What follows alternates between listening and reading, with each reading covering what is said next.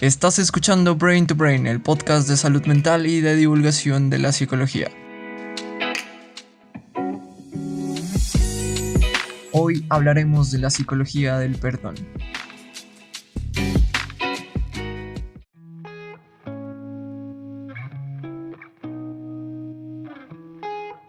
Hola, bienvenidos y bienvenidas a un nuevo episodio de Brain to Brain. Yo soy Víctor y en este episodio hablaremos de un complejo proceso que podríamos atravesar después de haber sido vulnerados de alguna manera. Hoy hablaremos del perdón. Por eso empezaremos revisando qué es lo que conocemos sobre la psicología del perdón, luego entenderemos por qué el perdonar no siempre es necesariamente bueno y finalmente tendremos ciertas recomendaciones para que, si así lo decides, puedas atravesar el proceso de perdonar de manera un poco más sencilla. Con este capítulo empezamos una nueva temporada del podcast y me gustaría agradecer a quienes han compartido el contenido de Brain to Brain y también muchas gracias a todas las personas que me han escrito. Realmente me hace muy feliz saber que disfrutan el contenido que comparto con ustedes y para aquellos que sugirieron temas para esta nueva temporada, sepa que tendré muy en cuenta los temas que me han propuesto. Siempre estoy dispuesto a leerlos, responder sus preguntas y charlar de los temas que les interesan. Así que pueden mandarme un mensaje por las redes sociales que estaré dejando en la descripción del episodio.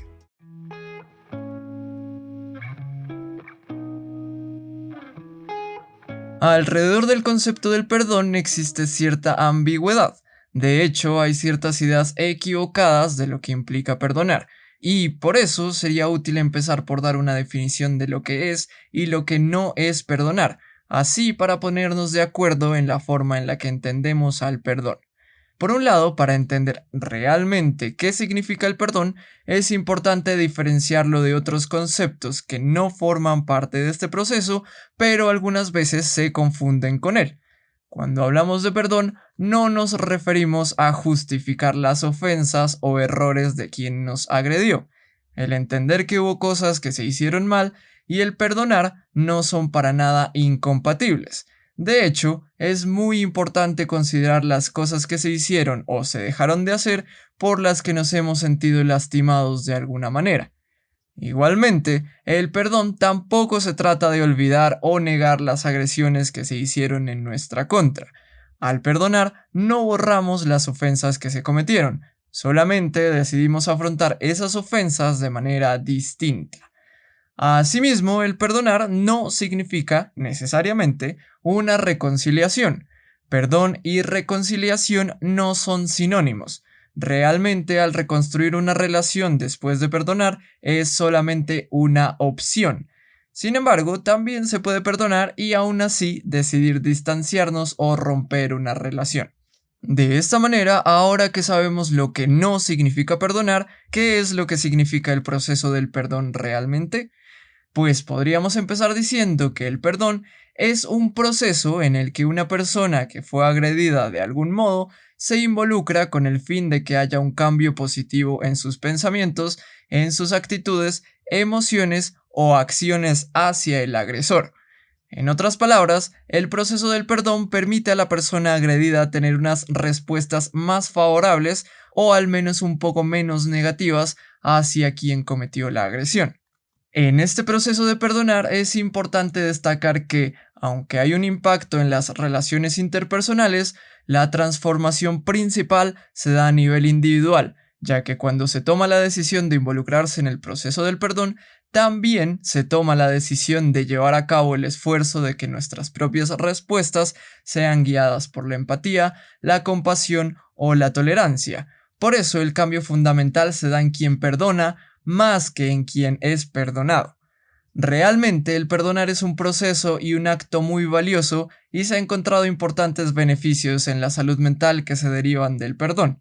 Sin embargo, hay circunstancias en las que el perdonar no es necesariamente positivo.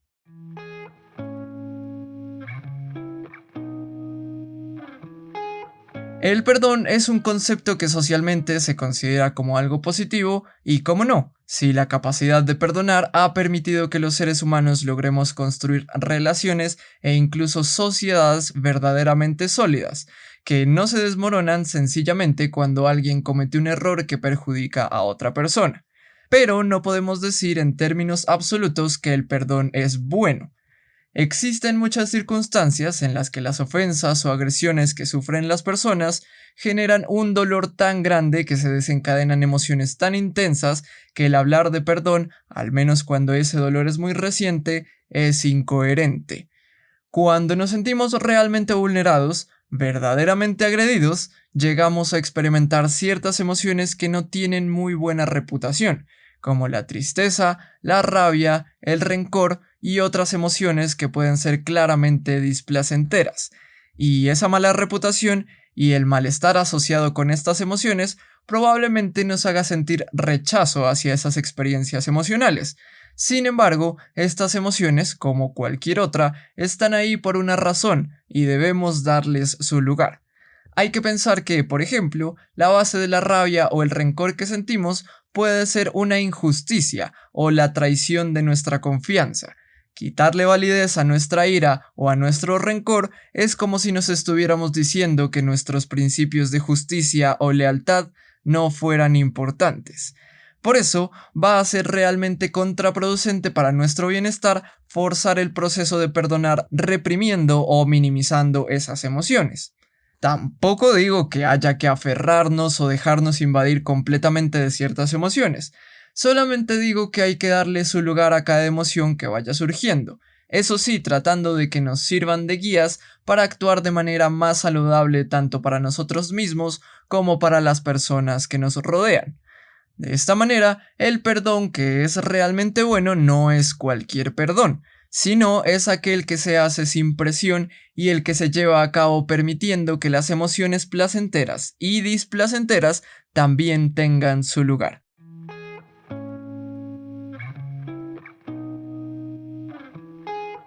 Ahora, al saber a qué nos referimos con perdonar, al conocer en qué condiciones el perdón puede ser un proceso saludable y sobre todas las cosas, si te sientes lista o listo para dar el paso de perdonar, aquí están 5 estrategias que te pueden hacer atravesar este proceso de manera un poco más sencilla.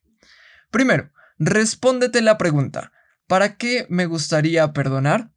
La respuesta a esta pregunta te puede ayudar a encontrarle un sentido al proceso de perdonar, así que piensa en qué te podría beneficiar incluir el perdón en tu vida. Y aquí podríamos preguntarnos no solo para qué, sino también para quién perdonamos.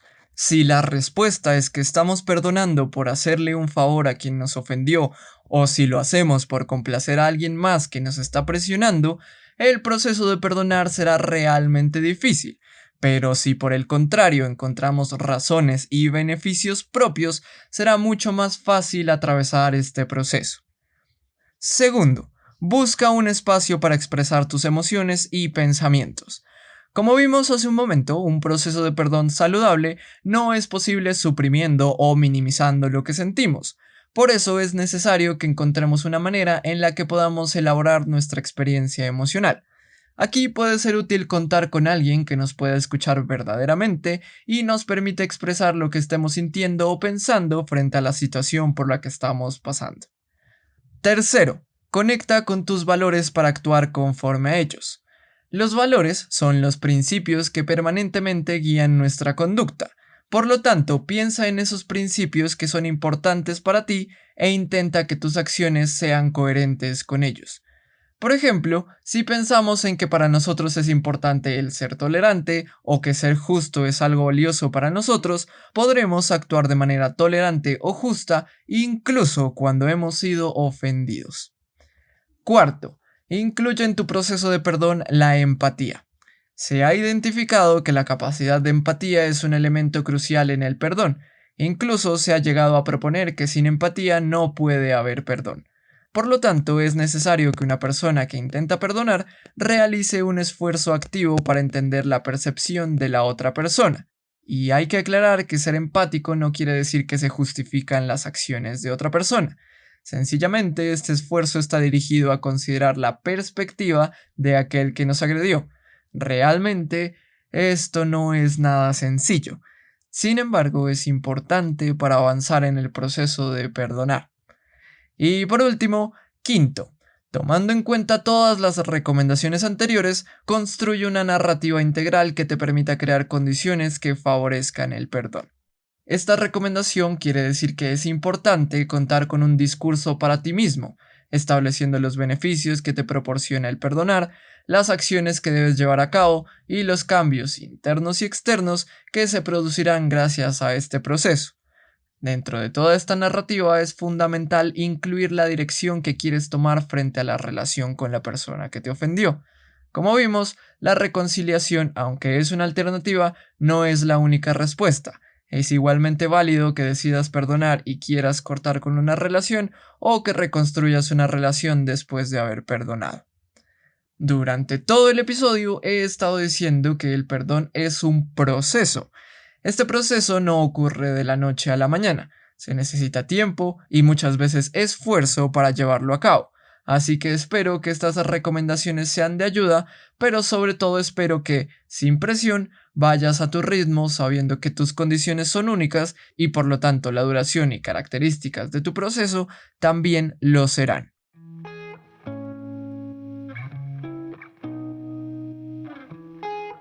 En este episodio hablamos sobre lo que sabemos sobre la psicología del perdón, comprendimos por qué no siempre el perdón es necesariamente bueno y revisamos algunas pautas para atravesar el proceso de perdonar de manera más saludable. Como vimos, el perdón es una gran herramienta que nos puede ayudar a fortalecer nuestras relaciones interpersonales y nuestro propio bienestar. Pero lo más importante es escucharnos a nosotros mismos y no permitir ser presionados en este proceso tan complejo.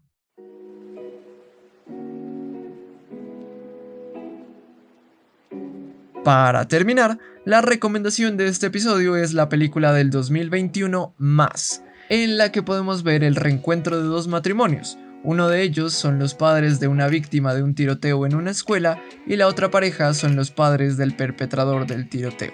Este encuentro es un intento de sanar en cierta medida las heridas que dejó la tragedia que cambió totalmente la vida de ambas parejas.